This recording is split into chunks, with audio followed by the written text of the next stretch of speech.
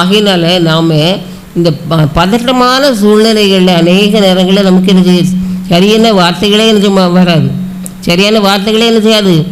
ரொம்ப நிதானித்து என்ன பேசணுங்கிறதுல ரொம்ப கவனமாக நம்ம என்ன செய்யணும், ஏற்ற நேரத்தில் ஏற்ற வார்த்தைகளை தரும்படியாக ஆண்டவர்கிட்ட நம்ம கேட்கணும். அது ரொம்ப முக்கியமான ஒரு வார்த்தை. சும்மானாலும் வார்த்தை வந்துடாது.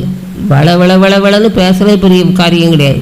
சொல்லுவாங்க காரியம் பெருசா வீரியம் பெருசான்னு சொல்லி, அப்படிதானே. ஆகையினால அவர் வந்தார் இல்லை அவருக்கு கொடுக்காட்டா என்ன அப்படின்னு இந்த அம்மா என்ன செய்யலை, நினைக்கவே இல்லை. ஆகையினால அப்படிப்பட்ட காரியங்களை நம்ம என்ன செய்யணும், ரொம்ப முக்கியமான இதுகளாக பார்க்கக்கூடியதாக நம்ம என்ன செய்யணும். இந்த விஷயங்களெல்லாம் எதுக்காக பைபிளில் வச்சுருக்குன்னு சொன்னால் நம்முடைய வாழ்க்கையில் நம்ம இதை என்ன செய்யணும், அபியாசப்படுத்தணும்.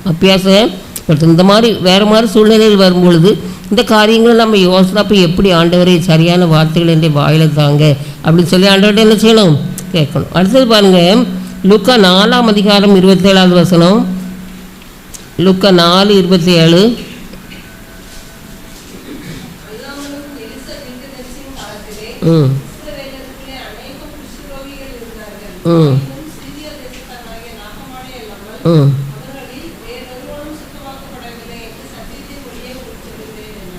ஆண்டவரே சொன்னது இந்த வார்த்தை, ஆண்டவரே சொன்னது. பார்த்தீங்களா, எலிசா தீர்க்கதரிசியின் காலத்தில் பழைய காலங்களில் குஷ்டரோகிகள் நிறைய பேர் என்ன செய்வாங்க, இருப்பாங்க. இப்போ நான் அந்த ஊரில் வந்த பிறகு நிறைய பேருக்கு நோடி குஷ்டரோகிகளாக அலைஞ்சதை நான் பார்த்துருக்கேன்.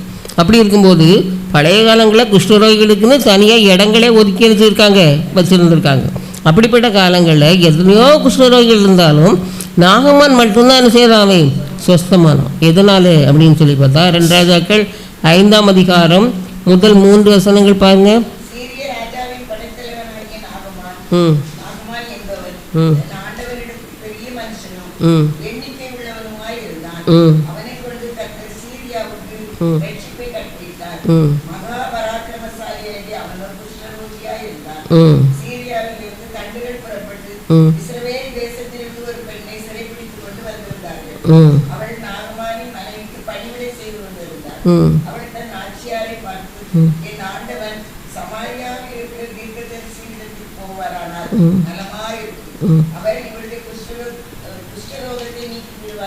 போதும் பாருங்க, போயிருக்காங்க. இஸ்ரவேல் அந்த சீரியாவில் படைத்தலைவனாக இருந்திருக்கான். அவன் போகும் இடமெல்லாம் வெற்றி தான் கிடச்சிருக்கு. ஆனாலும் என்ன இருக்குது, அவன் உடம்பு முழுசும் குஷ்டரோகம் என்ன செய்யுது. குஷ்டரோகங்களில் பார்த்துருக்கீங்களா நீங்கள்? இப்போ நீங்கள் அதிகமாக பார்க்குறதுக்கு இல்லை, வீடு வீடாக பார்த்து எல்லாமே சரி பண்ணிட்டாங்க. வீடு வீடாக வந்து பார்ப்பாங்க, தேமல் இருக்கா, ஏதாவது சொறி இருக்கா அப்படிலாம் தெரிஞ்சுட்டு பார்ப்பாங்க. இப்படி பார்த்து அப்படி இருந்தேன்னா வீட்டில் கொண்டு போய் மருந்தெல்லாம் கொடுத்து சரி பண்ணிட்டாங்க. இப்போ அதிகமாக ஆட்களே அப்படின்மா பார்க்க முடியாது. ஆனால் பழைய காலங்களில் நிறைய பேர் என்ன செய்கிறாங்க, இருந்தாங்க.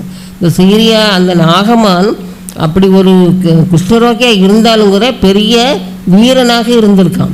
அப்படி போய் சீரியா போய் இஸ்ரவேல் தேசத்துலேருந்து பிடிச்ச ஒரு பிள்ளைய அவங்க வீட்டில் வேலை செய்யும்படியாக நினச்சிருக்காங்க, வச்சுருந்துருக்காங்க.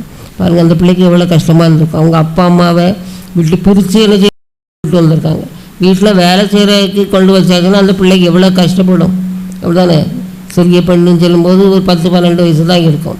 எனக்கு ஒரு டீச்சரை தெரியும். அவங்க வீட்டில் வேறு அந்த டீச்சர் வேறு இடத்துல வேலை பார்த்துட்டு இருந்தாங்க. பிறகு அங்கேருந்து வரும்போது ஒரு சின்ன பிள்ளையை கூப்பிட்டு வந்துட்டாங்க, வீட்டுக்கு வேலை செய்யிருக்குவாங்கன்ட்டு. ஒரு நாள் நான் அந்த டீச்சர் வீட்டுக்கு போயிருக்கேன். போனால் ராத்திரி 10 மணிக்கு பக்கத்து வீட்டில் போய் அந்த பிள்ளை எனக்கு கொஞ்சம் உலக்கதாங்கன்னு கேட்குது. எதுக்குன்னா பச்சரிசி கொடுத்துருக்கு. அப்போ பாருங்கள், அப்போ ராத்திரி 10 மணிக்கு அந்த பிள்ளை உரலை இடித்து மாவு இடிச்சிச்சுன்னு சொன்னால் அதுக்கு பிறகு எப்போ படுக்கும், காலையில் எத்தனை மணிக்கு எழும்பும்.